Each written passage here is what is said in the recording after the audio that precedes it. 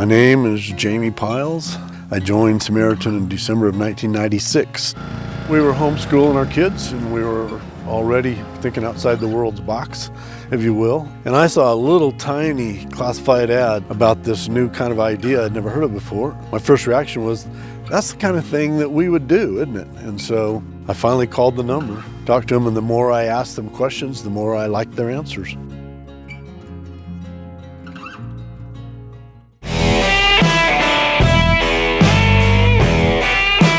Hey y'all, welcome to Cross Politic on the Fight Laugh Feast Network. What do you get when you mix Presbyterians with a Catholic talking about statism? A huge fight. You're about to find out. Pastor Toby, Chuck Knox, I'm the Water Boy. It's good to be with you guys. We have ourselves an exciting summer coming up here at Cross Politic, and we want you to join us on the ride. First, we're no longer calling it the Fight Laugh Feast Club. It's now called The Pub. Yeah. Second, we're launching a new line of content focused on entertainment. Some of this content includes a new TV show called This America, a cooking show, a hunting show. We're getting there. We don't want to overpromise and underdeliver on that. Okay. Maybe a hunting show. Yeah, there you go. That's better. Live streaming of our conferences, of course, is still included in the package, and past conference talks, all bundled within our new polished Fight Laugh Feast app, which, Lord willing, will be dropping on July 1st. Yeah. July 1st is going to be the, likely, it is going to be the new date. Okay. What happened in June? Well, because it was going to be June 1st. June, right? Yeah, I know. That's what I was wondering, if that was a typo. No, it's July 1st. There's some technical issues that we're ironing out. Plus, you got to go through like the whole submission process on iTunes, and they can take a while. So it'll probably be before then. But again, I feel like I overpromise and underdeliver on that June 1st date. So I'm just, maybe it's making a safe date. 1st. Probably. We'll be fine. We'll be fine. Is the federal government, is it like... Are they involved? Are they designing our app? I don't know. Statism maybe is. Yeah. So anyways, we moved the launch date back so we can provide you with even more content upon its release. But that shouldn't stop you from signing up today. Head on over to fightlaughfeast.com and join the pub today. You can find that at fightlaughfeast.com. We're very grateful to have with us on the show today William T. Cavanaugh, or as we know him, Bill. Yeah. He's a professor of Catholic Studies and director of the Center for World Catholicism and Intercultural Theology at DePaul University. His degrees are from the University of Notre Dame, Cambridge, and Duke. He's the author of a number of books, with a new one coming out later this year from Oxford University Press entitled The Uses of Idolatry. He's married and has 3 sons. Bill, thank you for joining us on Cross Politic. Oh, my pleasure. So first off, I really want to hear about your new book, Uses of Idolatry. What's it about? Well, it's about idolatry. Yeah. They actually wanted to give it a kind of more interesting title, but the Oxford University Press made me go with something boring and something that'll show up in search engines. Yeah. But the idea is it's in some ways a continuation or a sequel to a book I did called The Myth of Religious Violence about 10 years ago, in which I argued that there's no point for thinking that there's this thing called religion, which is inherently more violent than other things that are labeled as secular, that people kill for all sorts of things, that they worship as if they were gods, or worship religiously. And so there wasn't much theology in that book, so I've come back to the question of idolatry. I've been telling people for years that book was a book about idolatry, and so I came back and wrote another book about idolatry, and this time used the Bible and other theologians to analyze this question of idolatry. Does Psalm 115 pop up in your analysis? Psalm 115 talks about you become like what you worship. It actually does, yeah. Interestingly, Karl Marx makes a similar point when he talks about the fetishism of commodities, that we buy things and the commodities come alive to us, but the workers that actually make them are kind of drained of life. And this is a point that was made long before Marx by the psalmist, basically saying that, we invest animation, we kind of things come to life, these things that we make out of wood and stone come to life while the life gets drained out of the people that worship them. And so I've got a whole chapter in the new book on consumerism and another chapter on nationalism, where I talk about these kind of dynamics. Wait, you consider nationalism some form of idolatry? I do indeed. So then you love Christian nationalism. He's not a Christian nationalist. So I am definitely not a Christian nationalist, but I don't think the problem is Christianity in some ways. I think the problem is nationalism. Uh-huh. So the problem is not just Christian nationalism. The problem is Christians being nationalists. And there's a long... So part of what I do in that chapter is show there's a long tradition in scholarship dating from the early 20th century talking about nationalism as a religion. Yeah. And I think that's probably right. And a lot of scholars arguing that it's the kind of it's what happens when Christianity fades in the West is people's ultimate loyalty gets transferred to the nation state.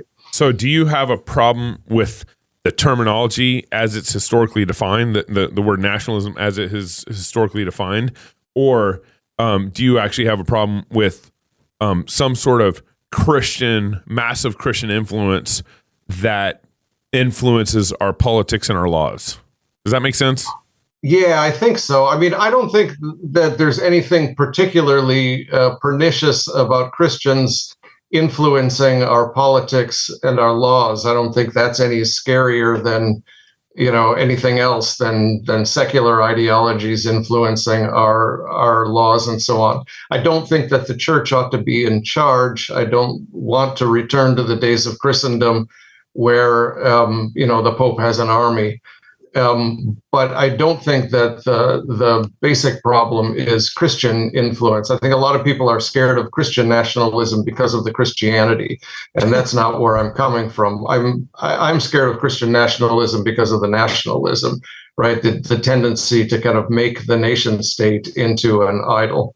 Like all idols, there's something good. So an idol, it seems to me, is taking something that God has made and investing in it, as you said, or perverting it, or trying to get from it something that God didn't intend us to get out of it, something that either He intended to give us directly or through some other means.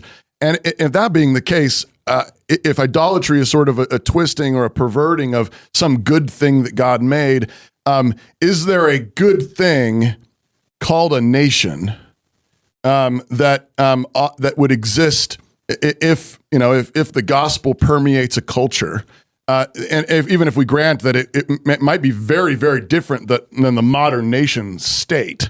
Is there such a thing as a nation that is a good thing, a virtuous thing?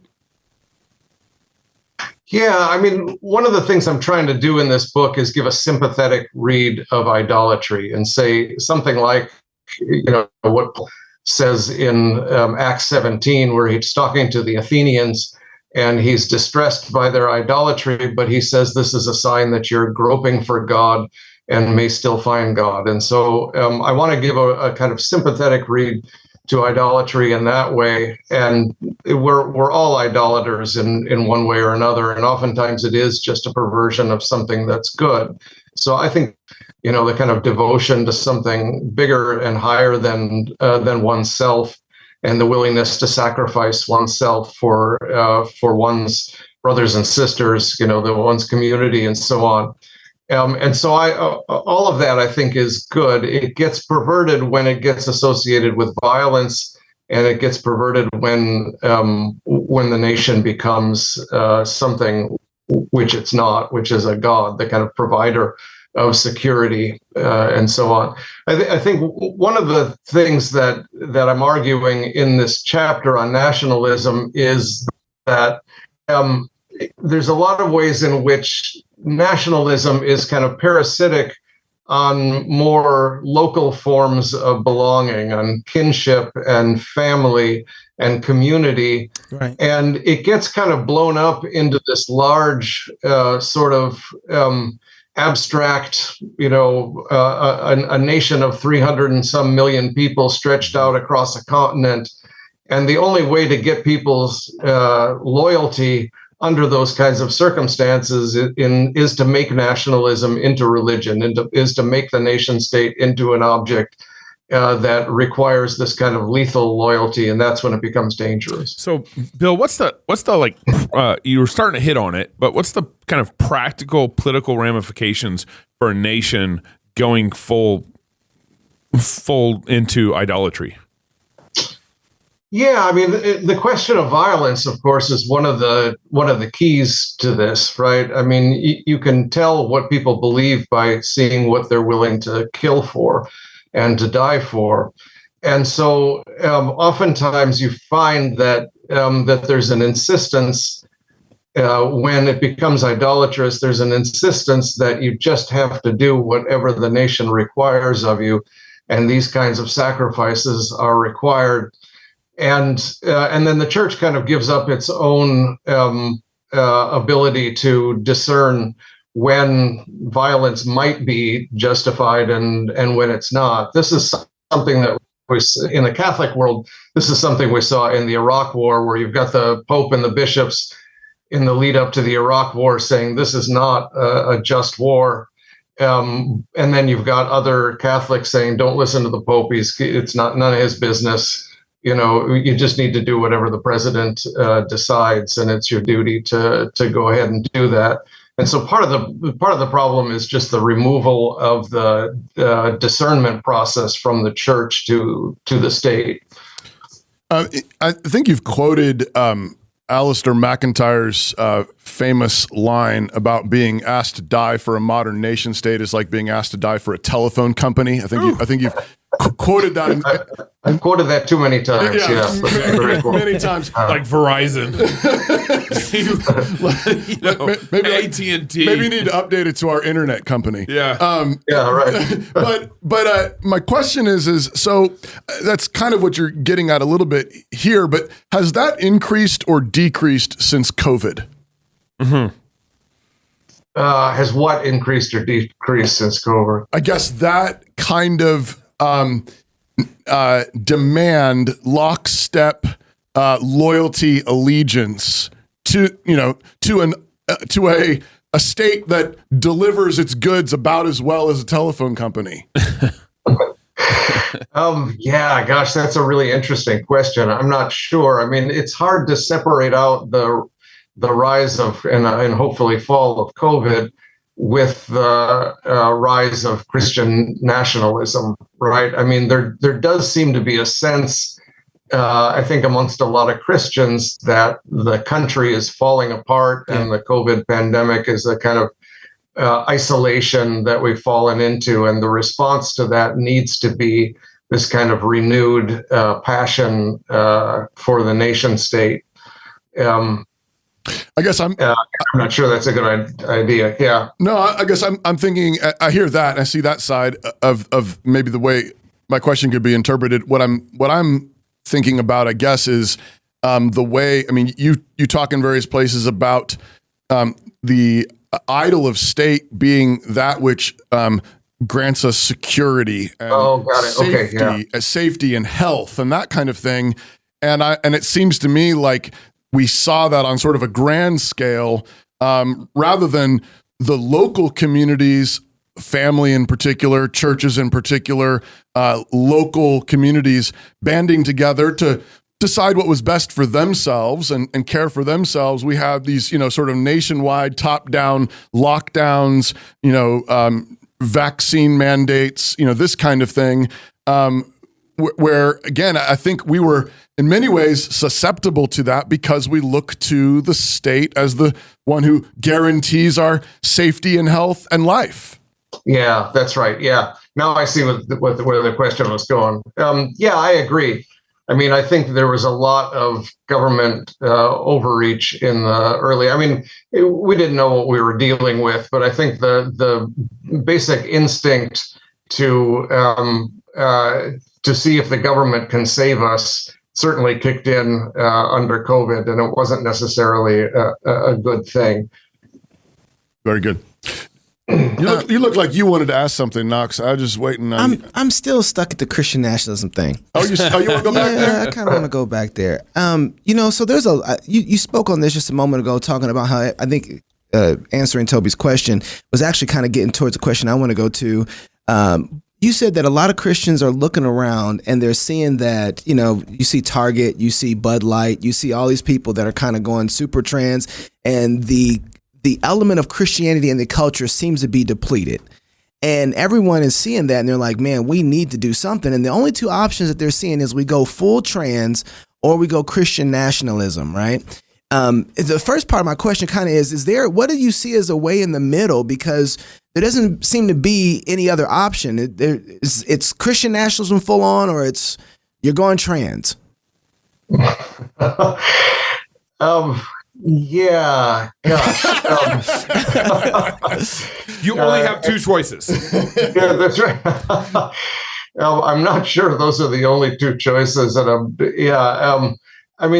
this stuff about sexual ethics, I just think is really difficult, and everybody needs to kind of take a step back and take a breather on this. Sexual ethics is not my area, but I have a tendency to think that both sides are kind of hyperventilating at this point. Really? And, and I kind of feel like this is a new phenomenon, and we need to kind of wait and see how things work out. I'm happy to accommodate somebody if they want to use different pronouns or whatever. I don't think that necessarily means that I should be compelled to use declare my pronouns whenever I'm presenting myself in public or something like that. So, that's surprising, because you just wrote a book on idolatry. Mm-hmm. Yeah, and you seem to be really comfortable with the sexual idolatry, the sexual idolatry that's coming out of the left. Yeah, I mean, this is not what I'm really prepared to talk about, but I'm not an ideologue on either side of that fight. I want to see what's about this new phenomenon. I know people that have had experiences with gender dysphoria, and this is a new thing to me. And I want to see what we can do to accommodate people and accompany them on their journey. But I don't want to go to the opposite extreme either, and insist that everybody change in order to make accommodations. I mean, in some ways, I think of this on analogy with the ADA, the Americans with Disabilities Act. We put in wheelchair ramps. We didn't take away all stairs. I just want to press just a little more, because this actually goes to my question. I'm asking about this wide range between the two, Christian nationalism and the new way America's going. And I'm asking kind of for what the standard is. And then so the sexual side of it, you kind of say you don't want to go to either ditch, but then it's as if we don't have a standard on how God made humans.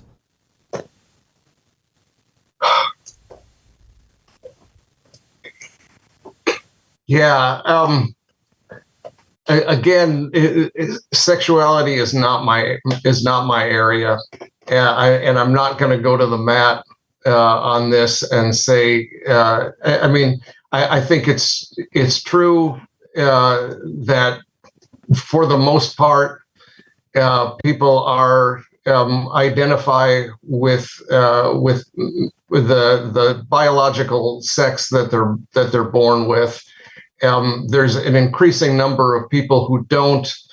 And so what I want to do is take a step back and say, okay, what's the Christian way to respond to this new phenomenon? Bill, maybe ask the question this way. What are your, when you think of American idolatry, what's your biggest, maybe top three forms of idolatry that concern you? The two test cases that I took in the book are nationalism and consumer culture. But I think there's a lot of other kind of candidates that would make for interesting studies. Racism, technology, celebrity. There's a lot of different ways that you can go in this if you're looking at different kinds of idolatry. But the two that I chose and the two that I know something about and have studied for years are nationalism and consumer culture. And that encompasses, I think, a lot of other areas as well. What I mean by the economy is something much larger than just what we do with our money, but it's a whole kind of culture that has an effect on lots of other different things. Bill, do you think? I want to go in like three different directions now, and I'm trying to try to narrow it down. But I guess just a brief comment, and then I'll actually ask you a different question. The comment is just simply, it seems like something. I think it would be really cool, given your interest in idolatry, to see you study actually the how often sexual perversion is part of idolatry. That's right. Paganism going way back has always included sodomy and cult prostitution and pedophilia and transvestitism and ancient forms of transgenderism. Those are very common elements in idolatry. I mean, when you have pagan shrines, those are things that commonly show up and not accidentally. That's not an accident at all. Anyways, that's just a comment, and maybe your next book can be on the sexual fetishes of idolatry. But my question is whether or not you have given much thought to. I want to go back to you mentioned the Myth of Religious Violence book. You've got that as one of your titles. Why has that myth been so successful, you think, in the modern West? Why have we assumed that secularism is necessary for peace? Because it's the secularists that have power, right? I mean, it's an ideology. What I try to trace, the history that I try to trace in the book, is the kind of transfer of power from the church to the nation state in the modern era, and the victors get to tell the story, right? And so the last chapter of that book is about the uses to which the myth is put. Domestically, one of the uses that it's put to is marginalizing, especially Christians, but increasingly also Jews and Muslims in the United States. Domestically, the myth of religious violence is invoked in all of the decisions banning school prayer and banning aid to Christian schools and so on. And the way it gets used in foreign policy is to underwrite kind of colonial adventures in the Middle East and so on, right? That, you can't reason with Muslims, you can only bomb them. And so it's a very useful myth, but it's a myth that that's ultimately untrue. Go ahead. Were you going to say something? Yeah, I just want to follow up on that. What do you think about I have no idea if I've read anything by you about the founding of America. I mean, I saw that genealogy you just described makes a little bit better sense to me in Europe, pre-modern Europe and the development of the nation state in Europe. But what about America, where it seems like the vast majority of those who were in power were self-conscious Christians of some stripe? What about here? Why have we as Americans been so susceptible to that myth? Well, I think the idea that the founding fathers were all devout Christians is problematic to begin with. You think of some of the most influential ones, like Thomas Jefferson, with his scissors and his Bible, right? Literally cutting out all of the parts of the gospel where Jesus does something miraculous, because he doesn't believe lists, and not really Christians in much of a significant sense at all. I mean, one of the things that people don't understand, I think, is that America, in the period of the Revolutionary War, was much less churched, and it really, America becomes a church society starting in the 1820s with the Great Awakening and so on. So I think the idea that this was all that, you know, it was founded as a Christian country and then it's all been downhill since then is not true. And one of the things that helps us realize is that there's ups and downs, and it's not all one direction. You know, used to be good, now it's lousy, and then you get into all kinds of dangerous nostalgia. So I don't think so. There's always been a kind of dynamic between Christianity and more Enlightenment influenced ideas in the United States, and so it's struggled. That America was not one thing, and then suddenly in the last 20 years it all went to hell or something like that. There's always been this kind of struggle between these two different visions of the country and the culture. But you got to look at the laws that we were making then. They seem a little more Christian back then in the colonies, right? I mean, no, really. I mean, you've certainly got, in Massachusetts, for example, where you've got, an established church, and most of the colonies had established churches, with the exception of, Roger Williams and in some ways, Pennsylvania. But as far as people actually going to church on Sundays, America was actually much less churched in the period of the Revolution than they were in the middle of the. It doesn't matter of historical fact. So you're saying, you just broke up. I'm just clarifying what you said. America was less churched in the Revolutionary War, but it was more churched in the 1820s in the Second Great Awakening, is what you were saying. Right. That's when the churchedness of America becomes much more pronounced over the course of the 19th century. But I think what Knox was asking was, so maybe it is historically fact that there was a lot less church attendance. But he was asking about the actual laws on the books. So like the colonies themselves, seem to be extremely Christian. Have their colonial charters and then their state constitutions. Yes, and then the laws that are actually on the books seem far more Christian than what we have on the books today. Yeah, probably. Yeah, in some ways, problematically. Sure. The legitimation of slavery, or the law in the books in Massachusetts that Catholics couldn't own land and things like that. Up until the Constitution, you don't have a guarantee of religious freedom, and so that can be problematic. I think in a lot of ways it was a more Christian era than it is today. But I just want to be sure that we are wary of a certain kind of nostalgia that sees this golden era in the past. Trust me, I'm not having that problem. I'm going to tell you right now. I'm not having that problem. I get the nostalgia effect. I'm with you. Bill, so maybe talk positively about what would you think would be a good political solution?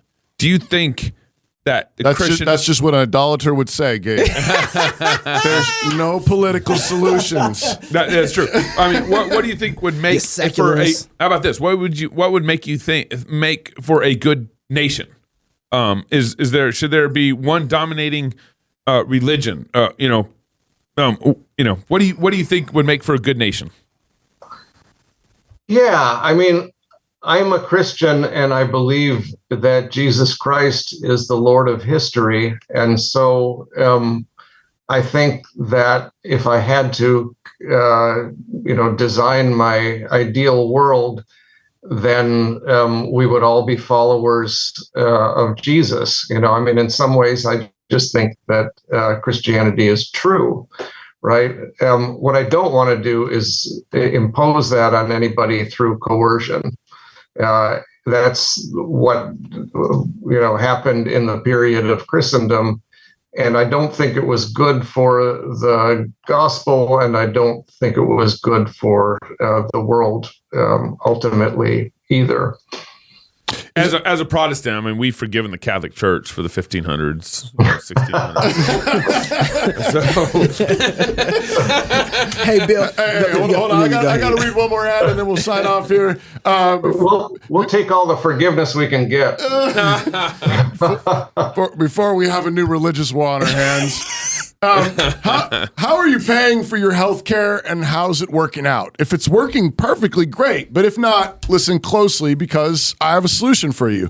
That's actually a biblical solution. Samaritan Ministries is a community of Christians who pay one another's medical bills. Here's how it works. When a medical need arises, you choose the provider that's right for you and have a say in the treatment you receive, even if it's a non-conventional approach. Your medical bills are then shared with fellow members, fellow Christians, and your need is covered in prayer. It's affordable. You can join anytime. You can even join today. Learn more today at SamaritanMinistries.org/crosspolitic. Hey, Bill, where can people find out about you, read your articles, and buy your new book? I would say, so the book is going to be available from Oxford University Press, as was the Myth of Religious Violence book. So I have a critique of the whole idea of Amazon, and I'm asking people not to buy it on Amazon, but go directly to the publishers. But I'm all over. I got a whole bunch of videos on YouTube and so on, so it's not hard to find me. You can just Google William T. Cavanaugh. Awesome. Very good. There. Appreciate you joining us, Bill.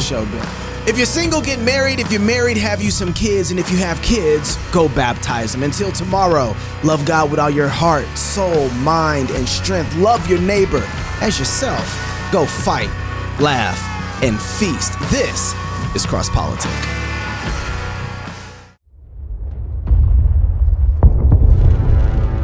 It is the duty of the free man to resist tyranny at every turn.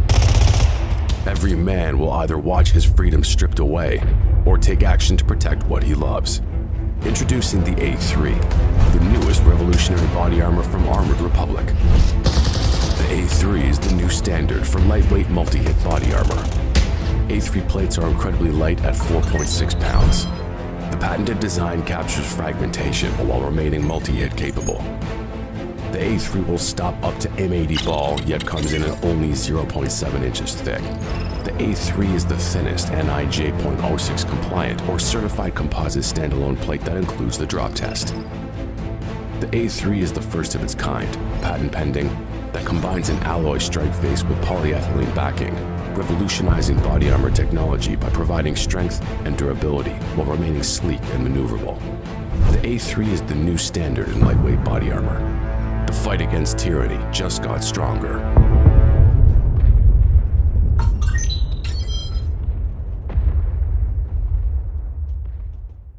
The Word of God is living and active, sharper than any two-edged sword, piercing to the division of soul and of spirit, of joints and marrow. Through the Spirit, God's Word changes lives. It cuts us to the heart and reshapes us. As you strive to read and study Scripture, having a good set of tools can help. From setting reminders for a great reading plan, to word studies and commentaries that shed light on difficult passages, to listening on the go, the Olive Tree Bible app can help you dig into the Word wherever you are. Olive Tree Bible app. Read, study, listen, anywhere.